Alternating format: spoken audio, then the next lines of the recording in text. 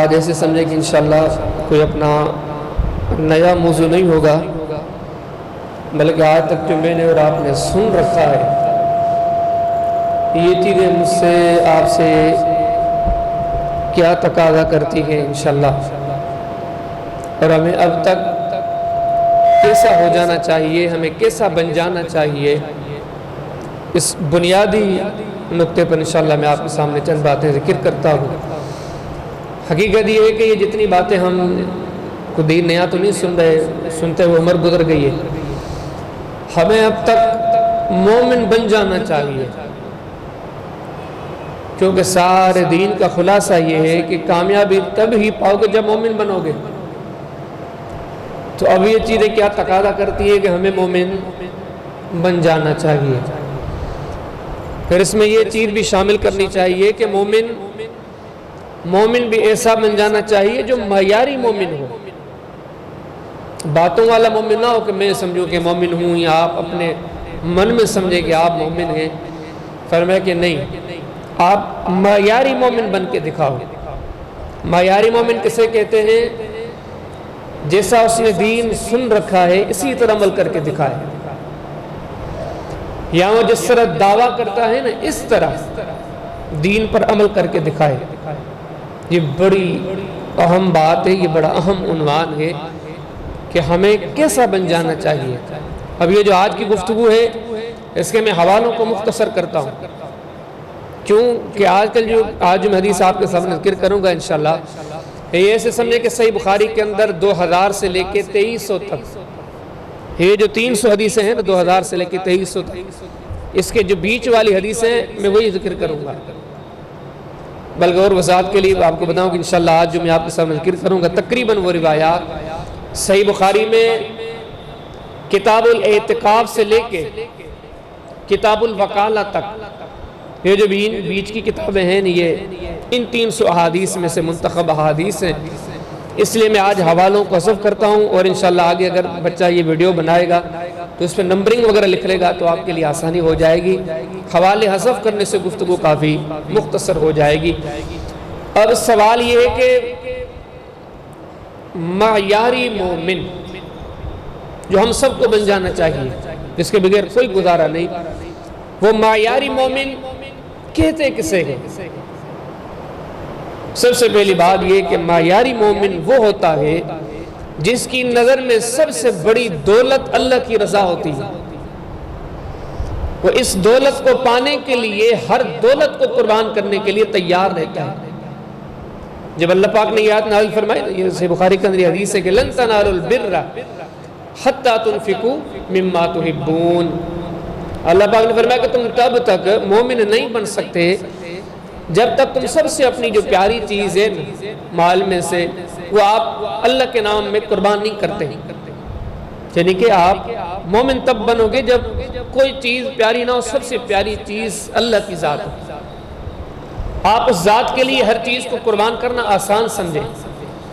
حدیث میں آتا ہے جب یہ آیت اتری نا، نبی صلی اللہ علیہ وسلم کے صحابی سے ابو طلحہ رضی اللہ عنہ دوڑے نبی صلی اللہ علیہ وسلم کے پاس آئے، کہنے لگے رسول میرا جو سب سے پیارا مال ہے، میری سب سے جو پیاری چیز ہے وہ میرا باغ ہے جو مسجد نبوی کے بالکل ساتھ ہے، وہاں پہ ٹھنڈا پانی، چشمہ، کنواں، میٹھا پانی، بڑی گرینری، بڑے بہترین درخت۔ تو سب سے بڑی بات یہ اس باغ کا جو اعزاز تھا، اس میں نبی کریم صلی اللہ علیہ وسلم بار بار آتے تھے، صبح و شام بار بار نبی صلی اللہ علیہ وسلم اس باغ میں آتے تھے۔ تو صحابی رسول کہتے ہیں کہ میرے ذہن میں سب سے میری جو پیاری پراپرٹی ہے وہ تو یہ باغ ہے، لیکن اللہ پاک نے قرآن اتار دیا ہے کہ مومن تب بنو گے جب اپنی پیارے سے پیاری چیز اللہ کے نام پر قربان کرو گے۔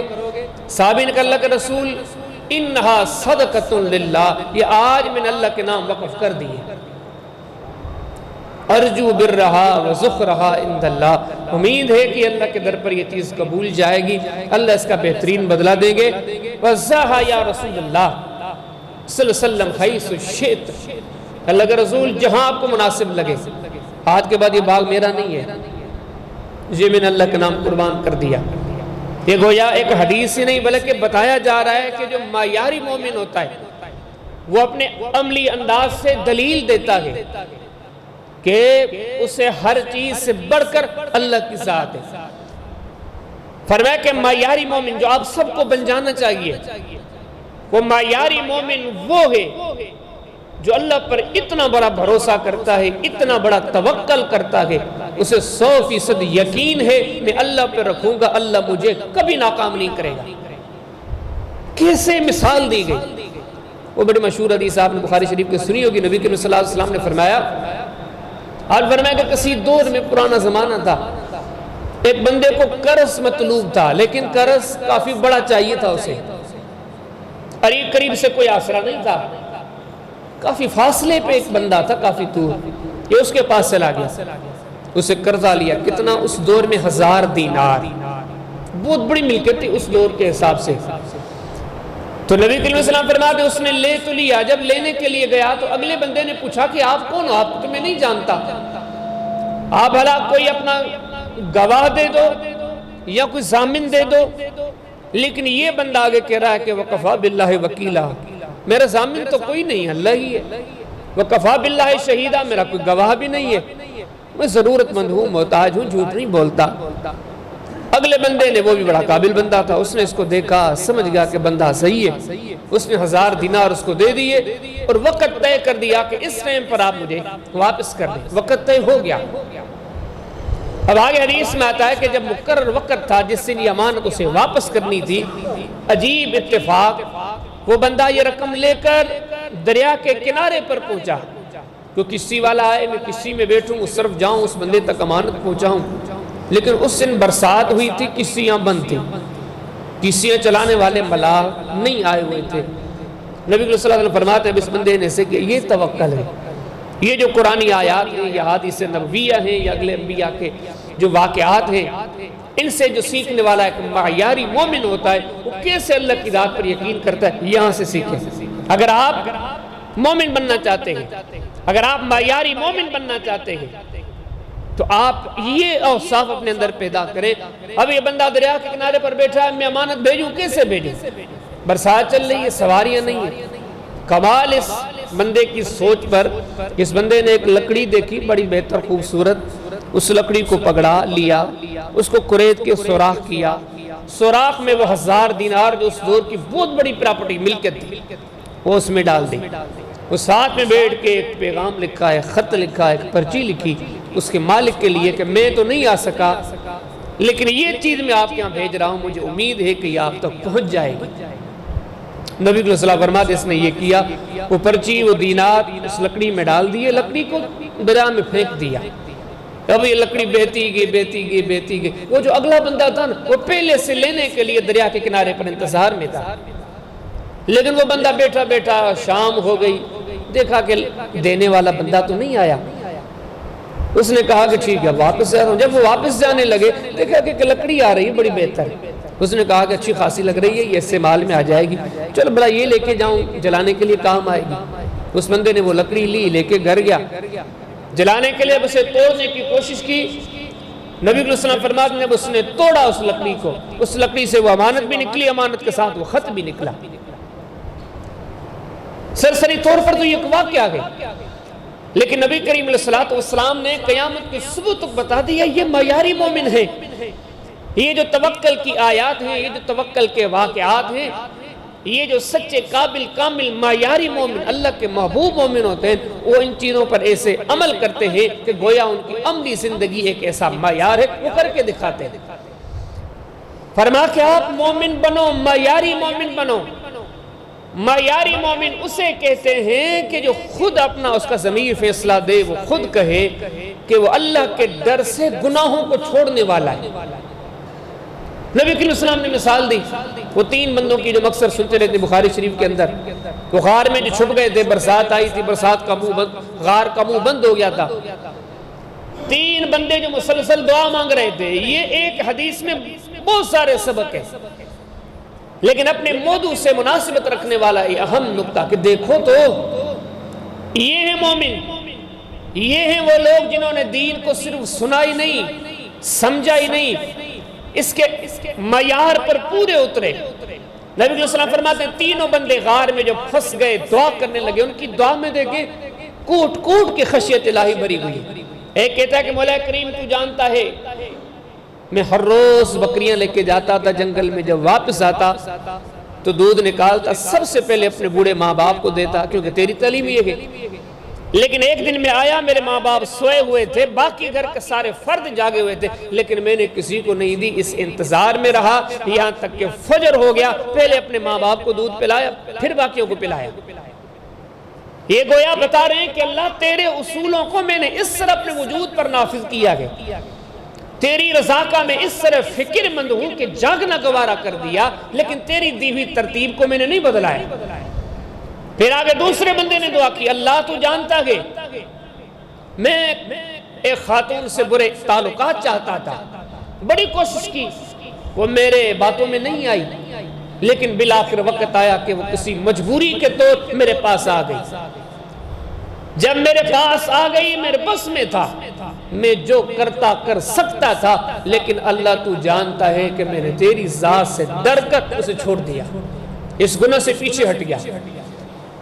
تیسرا دعا کرتا ہے کہ اللہ تو دیکھتا ہے، تو جانتا ہے، تو میرے معاملات سے باخبر ہے کہ میرے پاس ایک ملازم آیا، اس نے ملازمت کی لیکن آدھے میں چلا گیا، اس نے اپنی تنخواہ نہیں لی، اس کی تھوڑی بہت تنخواہ دی. میں نے بازار سے چاول خرید کیے، ان چاولوں کو میں نے آستے سے کاروبار میں لگا دیا. وہ جو یہ ملازم چلا گیا طویل عرصے تک لوٹا ہی نہیں. جب طویل عرصے کے بعد لوٹا تو یہ جو اس کے چاول تھے جو میں نے تجارت میں لگائے تھے اتنا ترقی کر گئے کہ جانوروں کا ریوڑ بن گیا. ایک بعض روایت میں آتا ہے کہ ریوڑ کے ساتھ ان کو سنبھالنے والا وہ بھی اسی ملکت سے یہیں سے اسے مل گیا. کئی سالوں کے بعد جب اس ملازم کو کوئی مجبوری پیش آئی وہ واپس آیا کہ اس بندے کے پاس کہا کہ یار میری امانت تھی، میں چلا گیا تھا لے نہیں سکا، آج میں آیا ہوں، مجھے وہ امانت دے دے. تو اس بندے نے کہا کہ امانت، یہ سارے ریوڑ تیرے ہیں، لے جاؤ، یہ سارے جانور تیرے ہیں، یہ چرانے والا چرواہا یہ سارا. وہ بندہ حیران ہو گیا کہ مذاق نہیں کرو، مجھے اپنی جو امانت تھی وہ دو.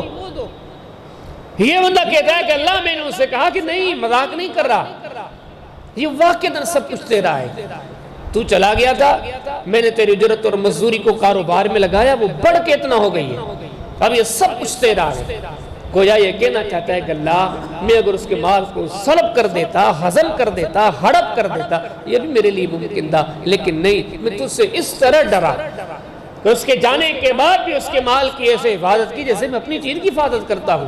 ان تین بندوں نے مسلسل دعائیں کی، ہر بندہ آخر میں یہ دعا کرتا کہ اللہ ہمیں اس غار سے نجات دے دے. نبی کریم علیہ السلام فرماتے تینوں کی دعا مکمل ہو گئی، غار کے منہ سے پتھر ہٹ گیا، تینوں نکل گئے. اب اس ایک حدیث میں یہ جو اپنا آج کا موضوع ہے کہ ان تینوں بندوں کے اس انداز میں ایک درس سے جو سچے جو معیاری مومن ہوتے ہیں وہ اللہ سے ایسے ڈرتے ہیں. فرمایا کہ آپ اگر معیاری مومن بننا چاہتے ہو، اگر آپ چاہتے ہو مومن بنے، وہ باتوں والے نہیں. اللہ فرماتے ہیں جب تمہاری باتوں پر عمل درآمد نہ ہو پھر یہ تمہاری باتیں انتہائی بیہودہ ہیں. فرمایا ایھا الذین آمنوا لم تقولون ما لا تفعلون. مومنو ایسی باتیں کیوں کہتے ہو جن پہ عمل ہی نہیں کرتے؟ اتأمرون الناس بالبر وتنسون انفسکم وانتم تتلون الکتاب افلا تعقلون. اللہ پاک نے اہل کتاب کے مخاطب کر کے کہا کیسے لوگ ہو، سچ سمجھتے ہو، سچ دوسروں کو کہتے ہو، خود عمل ہی نہیں کرتے. فرمایا کہ آپ اگر منزل پانا چاہتے ہو مخلص بنو، کامل بنو، معیاری مومن بنو. معیاری مومن بننے کے لیے آپ کو اللہ کے قرآن سے تعلق بڑا مضبوط کرنا پڑے گا. بخاری شریف کی حدیث سے بڑی مشہور آپ نے سنی ہوگی، نبی صلی اللہ علیہ وسلم کے زمانے میں جب مشرکین نے تکلیفیں ڈالی، ایک دن ابو بکر صدیق مکہ چھوڑ کے چلے گئے، جا رہے تھے، راستے میں کوئی بندہ ملا، اس نے دیکھا ابو بکر صدیق یہ سامان کہاں جا رہے ہیں؟ ابو بکر نے کہا کہ مکہ والے مجھے برداشت نہیں کر رہے، میں اس لیے جا رہا ہوں. اس بندے نے کہا کہ ابو بکر آپ اچھے بندے ہیں، آپ جیسے بندے کو شہر سے نکالا نہیں جا سکتا، چلو آپ واپس چلیں، میں آپ کا ذمہ لوں گا، اپنے ذمے پر آپ کو مکہ میں ٹھہراؤں گا. وہ بندہ واپس لے کے آیا. سیدنا ابو بکر صدیق مکہ پہنچے، کچھ دن گزرے.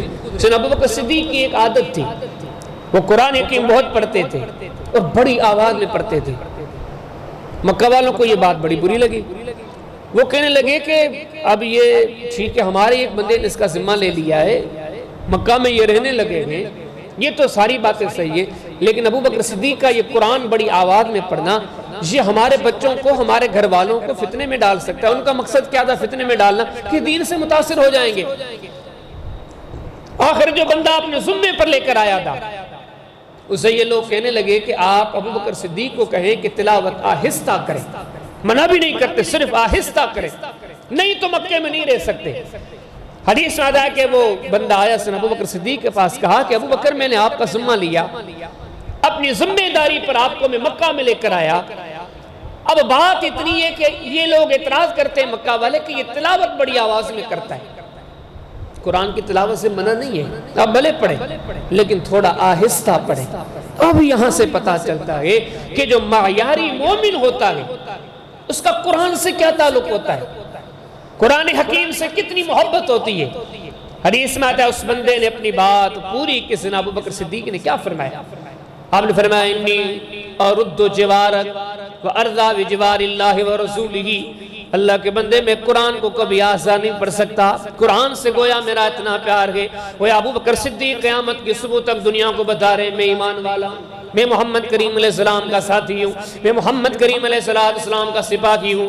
اس مجلس میں بیٹھ کے میں ایسا معیاری مومن بنا ہوں کہ میں قرآن کی تلاوت آہستہ نہیں کر سکتا. اگلے بندے کو کہتے ہیں اللہ کے بندے میں مکہ تو چھوڑ سکتا ہوں لیکن قرآن حکیم کی تلاوت کو آہستہ نہیں کر سکتا. یہ آپ کا مکہ آپ کے حوالے ہے, میں مکہ چھوڑے جا رہا ہوں لیکن قرآن حکیم کی تلاوت کو آہستہ نہیں کروں گا. فرمایا دنیا کے لوگوں ساری دنیا ٹوٹ جانی ہے, بکھر جانی ہے, کوئی دنیا میں ہمیشہ رہنے کے لیے نہیں آیا, آپ بھی نہیں رہیں گے. ساری قوم کے مردوں تم سن لو, ساری قوم کی عورتوں تم بھی سن لو, ساری قوم کے بیوی بچے سارے کے سارے یہ سبق اپنے دل و جان سے سمجھ لیں, یہاں کوئی نہیں رہنے کے لیے آیا. فرمایا وَمَا جَعَلْنَا لِبَشَرٍ مِّن قَبْلِكَ الْخُلْدَ, ہم نے انسان کو ہمیشہ رہنے کے لیے پیدا ہی نہیں کیا. جو آیا اپنا وقت پورا کر کے چلا گیا, لیکن ہاں جو دنیا میں مومن بن کر گیا, جس نے اپنے ایمان کو بچایا, معیاری مومن بن کے گیا, فرمایا سنو ان اللہ مع المؤمنین, ایسے مومنوں کا اللہ مددگار ہے, اللہ انہیں کبھی تنہا نہیں چھوڑے گا. آپ ایسے مومن بن جاؤ.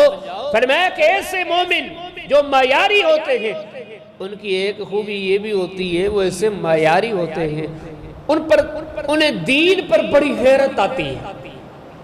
آ رہی بات سمجھ میں کہ دین کا کوئی نقصان ہو, شریعت کا کوئی نقصان ہو, کوئی دین کی تکذیب ہو, کوئی دین پر استہزاء مذاق ہو, وہ ان سے دیکھا نہیں جاتا ہے. امام بخاری حدیث لائے کہ ایک شخص نے آ کر سیدنا عمر بن خطاب کو ایک بندے کے بارے میں کہا کہ سیدنا عمر کو کہا کہ عمر فلاں جو بندہ ہے نا آج کل وہ شراب بیچ رہا ہے. کیا کر رہا ہے؟ شراب بیچ رہا ہے. یہ معیاری مومن تھے, بات دین کی تھی. کسی کے وجود پر تکلیف آئے اور تکلیف دینے والے کو کوئی بد دعا دے, یہ تو مثالیں بہت ساری ہے. کسی کے بیوی بچوں پر تکلیف آئے, تکلیف دینے والے کو بد دعا دی جائے, یہ چیز تو سمجھ میں آتی ہے. لیکن یہاں دین کی حمیت اور غیرت کا معاملہ دیکھیں.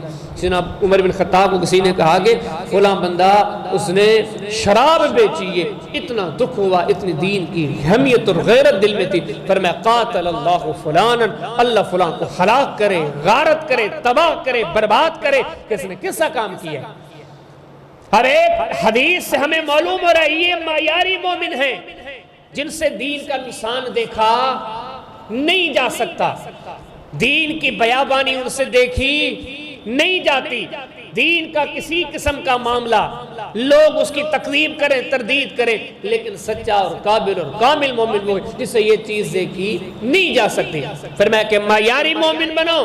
معیاری مومن وہ ہوتے ہیں جو نبی کریم علیہ السلام کا کمال درجے کا احترام کرتے ہیں.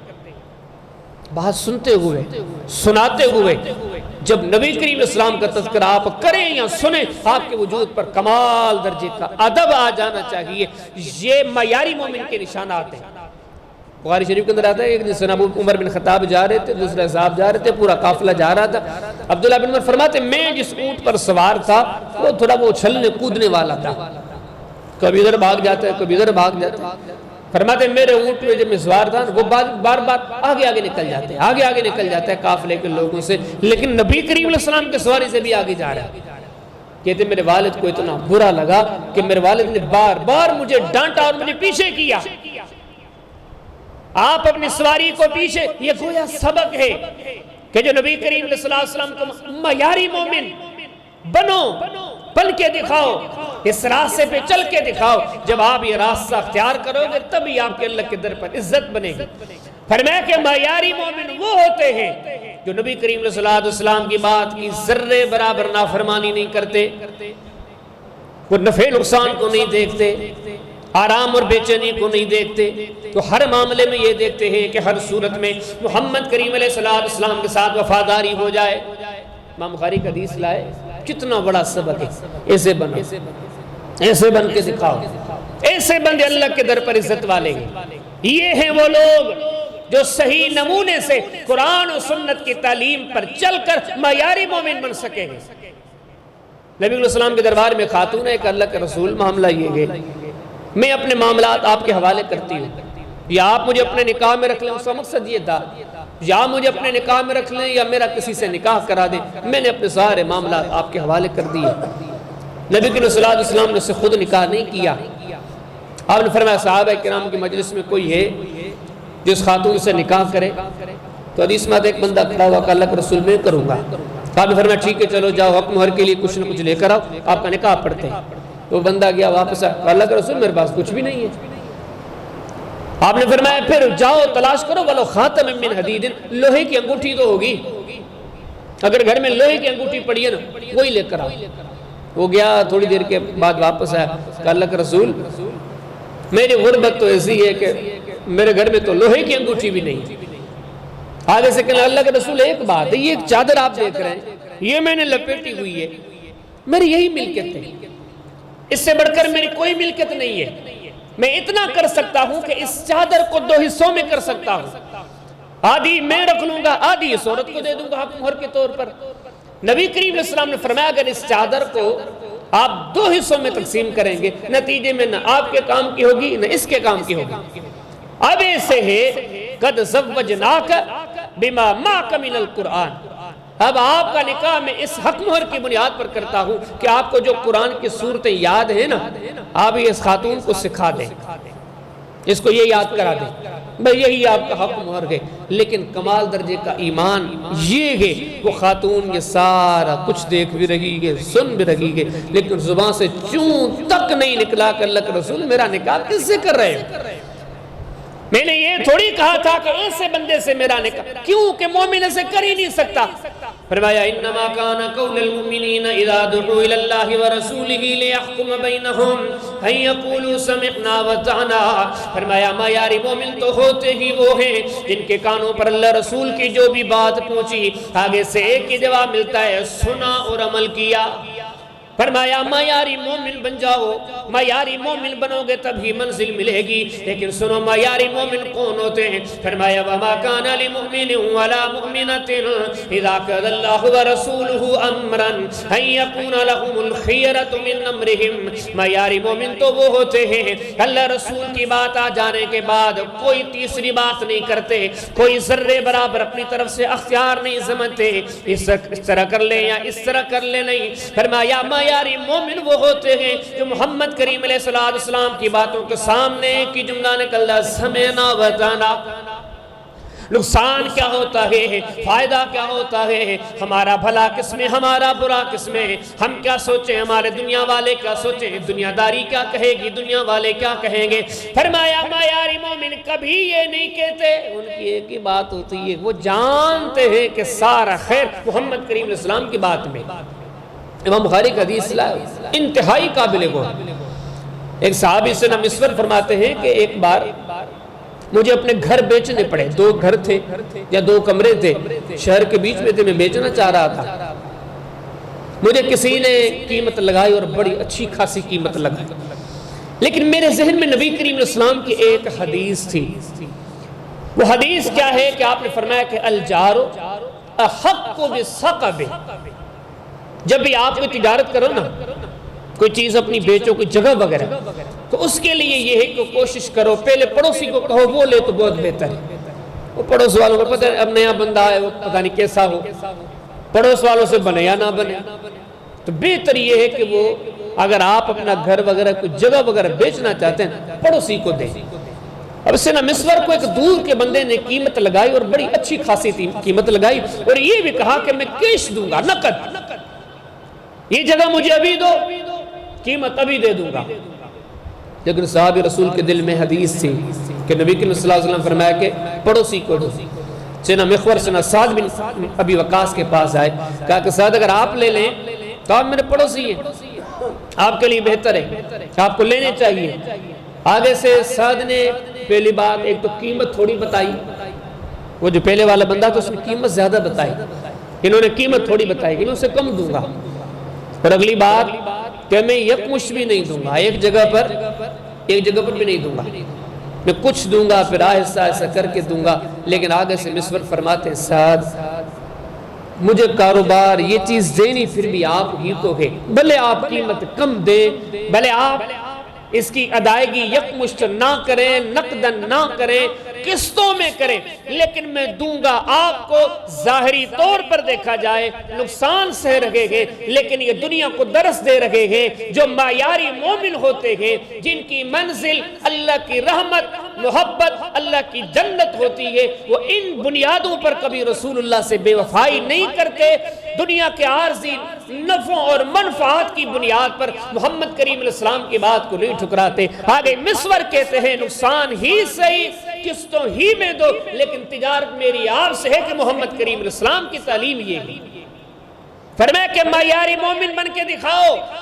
معیاری مومن وہ ہوتے ہیں جو ہر جگہ پر دین کے معاملات میں چھان بین کرتے ہیں، تحقیق و جستجو کرتے ہیں۔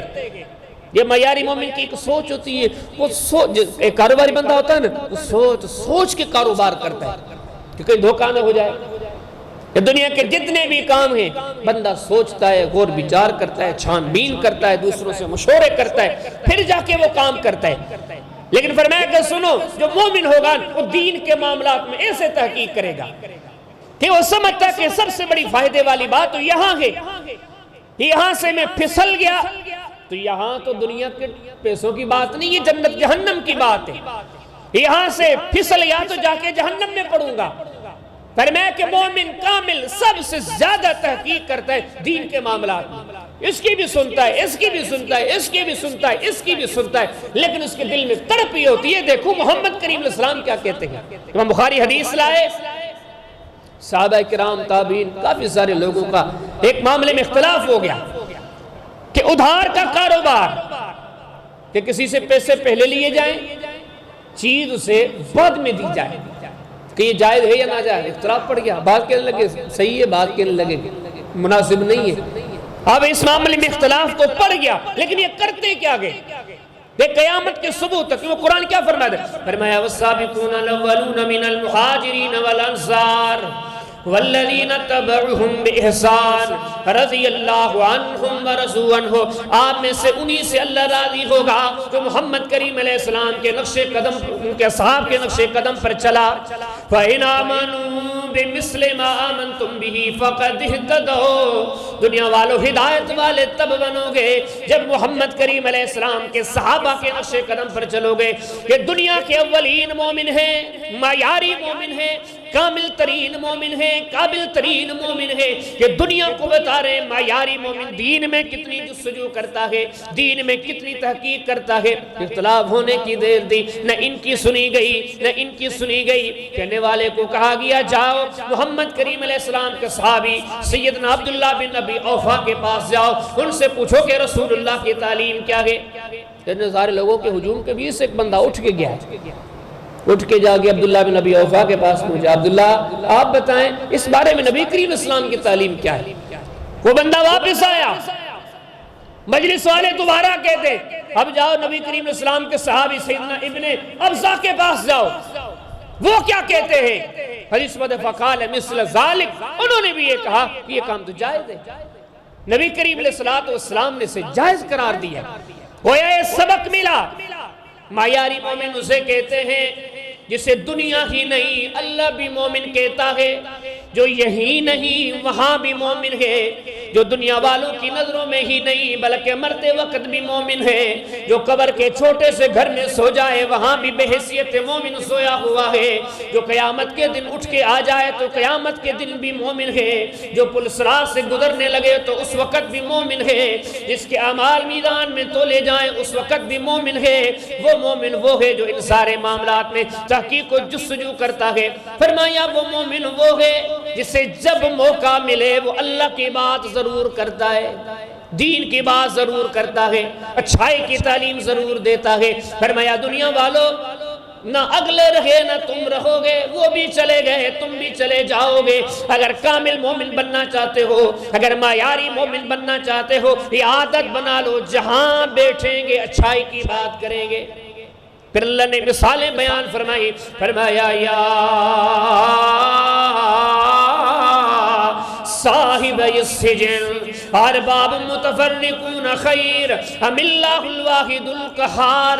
ذرا آؤ اس کامل مومن کو دیکھو تو صحیح، اس معیاری مومن کو دیکھو تو صحیح، قیامت کی صبح تک دنیا کو جینے کے راستے دے رہا ہے۔ یوسف علیہ السلام جیل کی کوٹری میں لیکن بات اللہ کی کر رہے ہیں کہ اللہ نے فرمایا وَوَصَّى بِهَا إِبْرَاهِيمُ بَنِيهِ وَيَعْقُوبَ يَا بَنِيَّ إِنَّ اللَّهَ اصْطَفَىٰ لَكُمُ الدِّينَ وَلَا تَمُوتُنَّ إِلَّا وَأَنْتُمْ مُسْلِمُونَ۔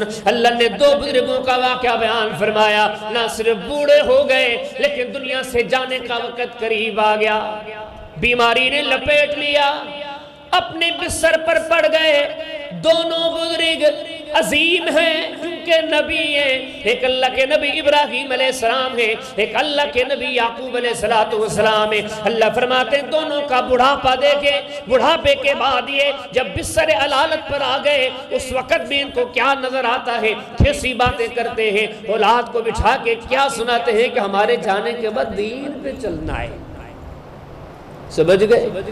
فرمایا کہ اگر آپ مومن بننا چاہتے ہو اور معیاری مثالی قابل کامل مومن بننا چاہتے ہو، یا ایسے کہیں کہ اگر شریعت پر عمل درآمد ہونا چاہتے ہو، یا ایسے کہیں کہ آپ ایسے بن جائیں کہ آپ سے اللہ راضی ہو جائے، یہ دنیا بھی وہ دنیا بھی سمر جائے، تو آج سے یہ عادت ڈالو، جہاں بیٹھو گے اللہ کی بات کرو گے۔ یہ معیاری مومنوں کا کام ہے۔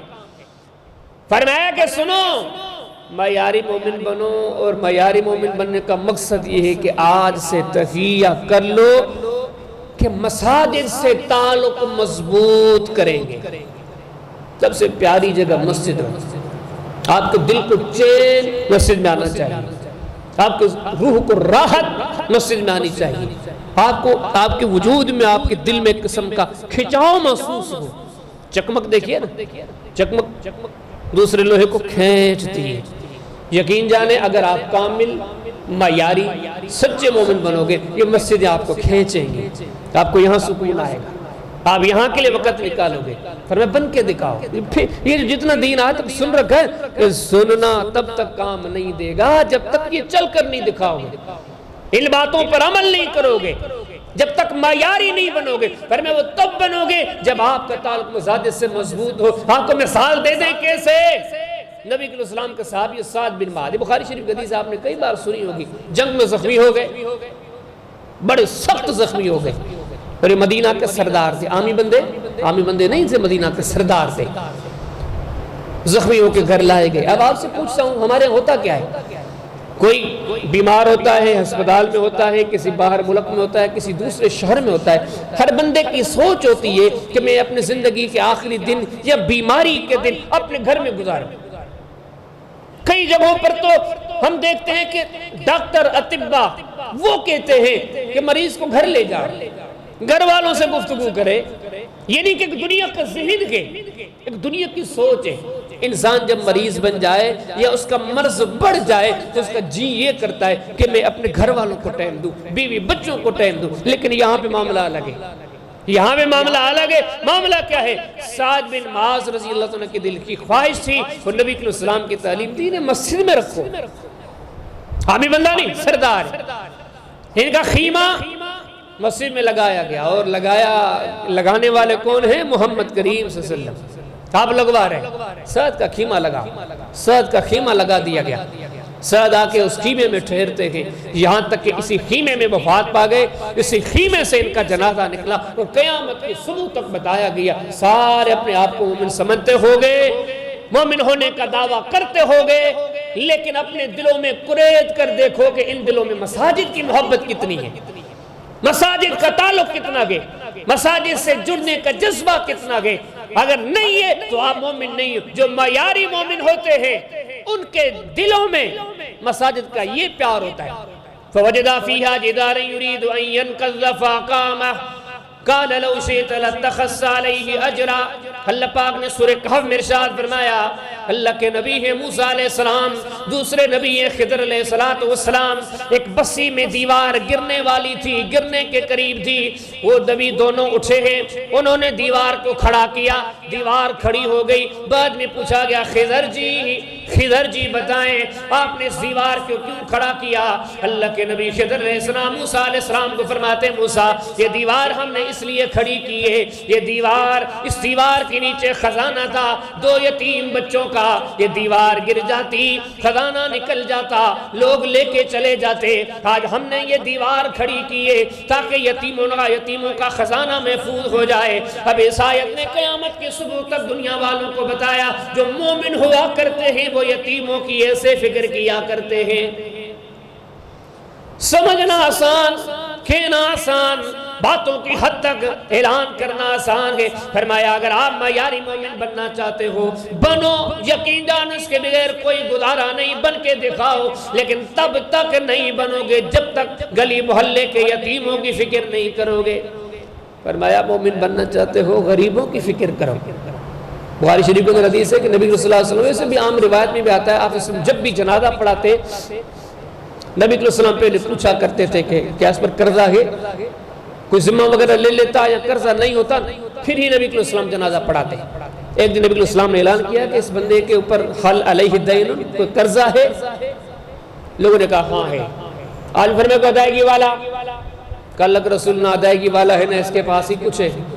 تو نبی کریم علیہ السلام اس قرضے کی اہمیت، اس کی ادائیگی، اس کے چکانے کا مسئلہ سمجھانے کے لیے اس مواقع پر کہا کرتے تھے صلو علی صاحبکم، اس کی نماز آپ لوگ پڑھ لو، میں نہیں پڑھوں گا۔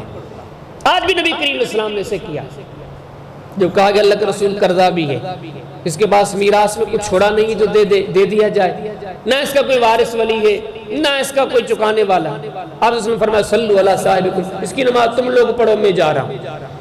صحابہ کرام میں سے ابو قتادہ کھڑے تھے، جب یہ چیز ہے کہ فی الفور بول اٹھے، کہا اللہ کے رسول فإن دینہ علی، اس کا قرضہ میرے ذمہ ہے، اللہ کے رسول میں اس کا قرضہ چکاؤں گا، فصلی علیہ، آپ اس پر نماز پڑھیں۔ ایک سبق، ایسے 20 مثالیں ملتی ہیں جو ایک سبق ہے، ایک نصیحت ہے کہ معیاری مومن وہ ہوتے ہیں جو معاشرے میں رہنے والے غربا، فقراء، مساکین کی فکر کرتے ہیں۔ فرمایا معیاری مومن بنو کہ اس کے بغیر کوئی گزارا نہیں ہے۔ قد افلح المومنون، فرمایا مومن کامیاب ہو گئے۔ فرمایا لا يدخل الجنت الا المومنون، اللہ کی مومن جنت میں مومن ہی جا سکتے ہیں۔ فرمایا اس معیاری مومن بننے کے لیے، اس سچے پکے مومن بننے کے لیے، قابل اور کامل مومن بننے کے لیے آپ تہیہ کر لو۔ زبان سے جو وعدے معاہدے کریں گے، وعدوں کی پاسداریاں کریں گے۔ آپ جہاں کہیں بیٹھے ہو، کسی سے وعدہ کیا، کسی سے معاہدہ کیا ہے، اگر آپ منزل پا کے اللہ کو راضی کر کے جنت میں پہنچنا چاہتے ہو، پھر آپ کو تہیہ کرنا پڑے گا، کیے ہوئے وعدے پر ہر صورت میں نبھانا ہے، ہر صورت میں کھڑے ہونا ہے۔ مثال سنو گے حیران رہ جاؤ گے۔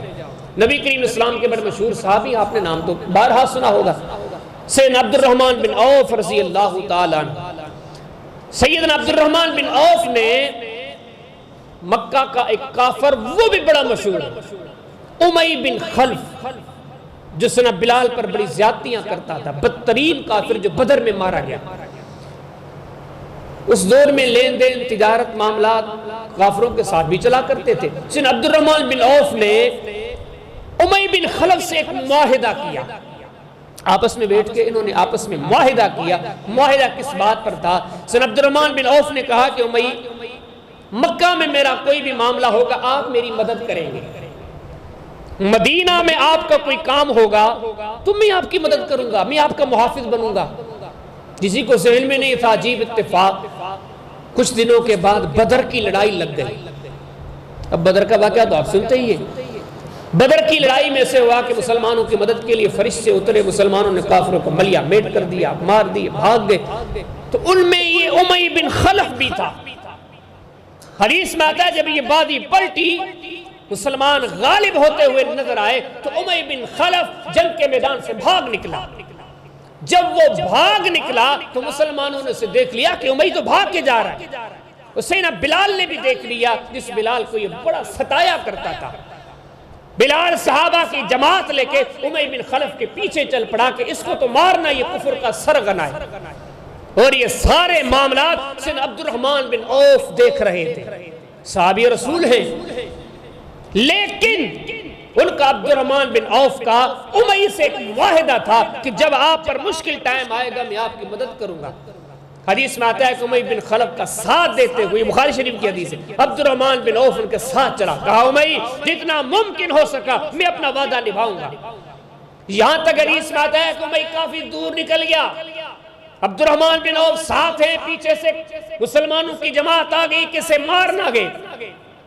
لیکن سن عبد الرحمن بن عوف فرماتے ہیں کہ دنیا والوں کو پیغام ہے، جو معیاری مومن ہوتے ہیں، جو اللہ کے سچے بندے قابل و کامل مومن ہوتے ہیں، وہ کیسے اپنے وعدوں کی پاسداری کرتے ہیں، وہ کیسے اپنے معاہدوں کی پاسداری کرتے ہیں۔ جب سن عبد الرحمن بن عوف نے دیکھا مسلمان آ گئے ہیں، امیہ بن خلف کو قتل کر دیں گے، حدیث میں آتا ہے خود فرماتے ہیں فَعَلْقَيْتُ عَلَيْهِ نَفْسِي، میں نے کہا کہ امیہ اب کوئی دوسرا راستہ نہیں، آپ اگر بھاگو گے ہو سکتا ہے مسلمان آپ پر تیر اندازی کریں، آپ زمین پر لیٹ جائیے۔ فرماتے ہیں کہ امیہ زمین پر لیٹ گیا، سن عبد الرحمن بن عوف فرماتے میں نے اپنا وجود ان کے اوپر لٹا دیا، میں نے کہا مسلمانوں آج کچھ بھی ہو جائے آپ امیہ بن خلف کو مار نہیں سکتے، اس لیے کہ میں نے اس سے معاہدہ کیا ہے، میں نے اس سے معاہدے کے بعد نبھانا ہے، میں کسی طرح مارنے نہیں دوں گا۔ آگے حدیث میں آتا ہے سن عبد الرحمن بن عوف فرماتے ہیں مسلمانوں نے پھر بھی میری نہیں سنی، امیہ بن خلف کو مار دیا۔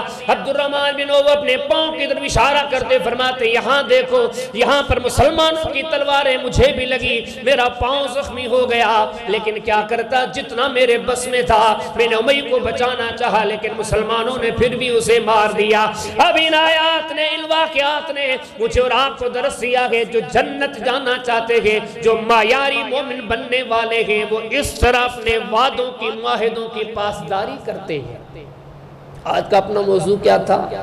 زبانی نہیں، جملوں کی حد تک نہیں، باتونی نہیں، قصے کہانیوں کی حد تک نہیں، میں بھی مطمئن آپ بھی مطمئن، میں بھی کہتا ہوں آپ بھی کہتے ہیں، میں بھی مومن آپ بھی مومن۔ فرمایا آپ کے زبانوں کی کوئی حیثیت نہیں، اللہ سچائی کو دیکھتا ہے، اخلاص کو دیکھتا ہے، معیار کو دیکھتا ہے۔ آپ دنیا کے حقیر فقیر بندے ہو کر آپ نے معیار مقرر کیے گئے، دودھ ایسا چاہیے، کپڑا ایسا چاہیے، گھر ایسا چاہیے، سوسائٹی ایسی چاہیے۔ اب کیا سمجھتے ہو آپ نے معیار رکھ لیے ہیں، عرش والے نے کوئی معیار نہیں رکھا، اس نے کوئی کسوٹی مقرر نہیں کی، اس نے بڑی عظیم کسوٹی مقرر کی ہے، کیونکہ وہاں تو معاملات ہی بڑے ہیں۔ تو ان ساری باتوں کا خلاصہ یہ ہے کہ بھائیو، آخر میں یہی کہوں گا، نہ میں یہاں رہنے کے لیے آیا ہوں، نہ آپ یہاں رہنے کے لیے آئے، دنیا کے سفر کا نام ہے، بہت جلد یہ سفر ختم ہو جائے گا، ہم اپنی منزلوں کی طرف چلے جائیں گے، لیکن فرمایا کہ منزلوں کو وہی پائیں گے، آگے عزتیں عصمتیں انہی کا مقدر بنے گی جو کامل، قابل، معیاری، عملی مومن بنے۔ تو آئیے یہ جتنے اوصاف میں نے ذکر کیے گئے ان کو میں اور آپ آج سے تہیہ کریں کہ انشاءاللہ عملی طور پر میں ایسا بن کے دکھائیں گے۔